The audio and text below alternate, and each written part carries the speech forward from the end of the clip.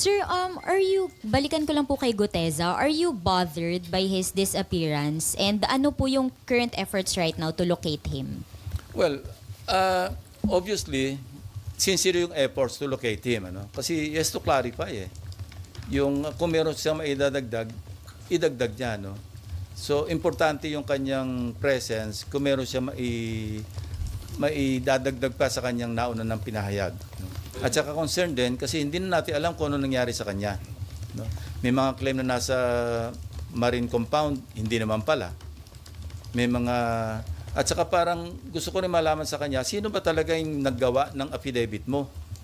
Kasi nakita ko yung interview ni dating Congressman Mike Defensor, katulong sila Sinasabi niya na they helped Gutesa draft his affidavit. So kailangan maklarify din yon. Hindi ba ang sariling gawa ni Gutesa yung affidavit? Kung hindi niya sarili, sino yung mga tumulong sa kanya na maggawa ng affidavit? Ano po yung basa or tingin nyo, analysis nyo dun sa situation? Is he hiding or meron po bang nagtatago sa kanya? Hindi ko alam. Yung guess mo is as good as mine. Ano? Kasi wala nga nakakalam. Tahimik na tahimik. Alam nyo, ganito lang yan. Ano? Kung ang hangad mo, mag-prosecute talaga, makapagpa-convict talaga, dapat hindi siya nawawala. Kasi ang pwede lang mag-prosecute sa kanya, DOJ or Ombudsman. Hindi siya mahanap ng DOJ. Hindi siya mahanap ng Ombudsman. Kung ang intention mo magpropaganda lang, diyan ka sa Blue Ribbon at mawala ka na. Kasi yun lang Sa ngayon, di ba, nagkaroon ng isipan sa mga kababayan natin na siya lang ang nakapag-implicate kay Speaker Romualdez.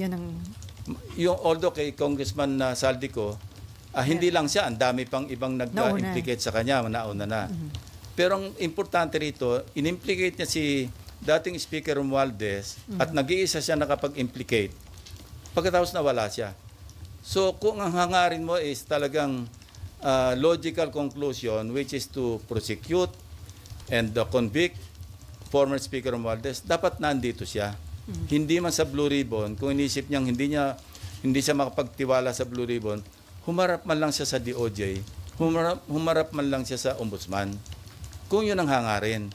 So now, anong isipin natin? Bakit Blue Ribbon lang at pagkatapos ng isang pagsipot, nawala ka na? So sir, hindi niyo ba tatanungin si Mike Defensor considering na siya ang nagbigay kay Marcoleta? Yun nga, papadala namin yung subpoena through the office of Senator Marcoleta. No? And yung sinasabi niya na ini-spyan ko siya, hindi yun ang dahilan. Gusto ko lang makita, kaya pinareview ko yun para makita ko, baka sakaling may nakakakilala o makikilala natin yung kasabay niyang dumating. So incidental na lamang yon na sinalubong pala siya ng staff ni Senator Marcoleta, dinala sa opisina niya, nag-stay for a while, tapos nanood ng hearing doon sa gallery hanggang sa tinawag siya, 10:27 I think. But he stayed there.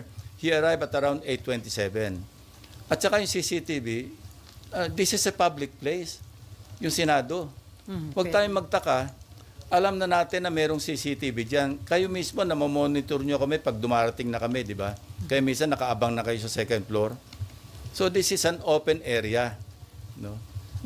And, you know, meron tayong jurisprudence tungkol sa CCTV footages. Yun yung Ople versus Torres.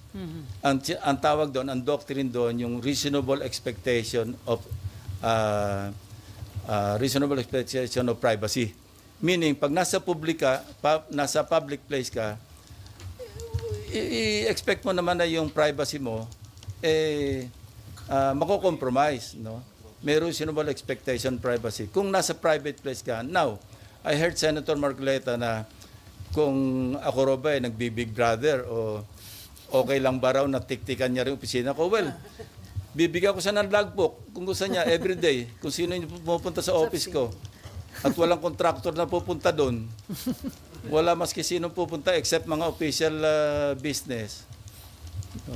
Public place to Wag tayong maging onion skin na lalabas yung mga bisita natin o kung sino yung mga pinatawag natin. Dahil CCTV yan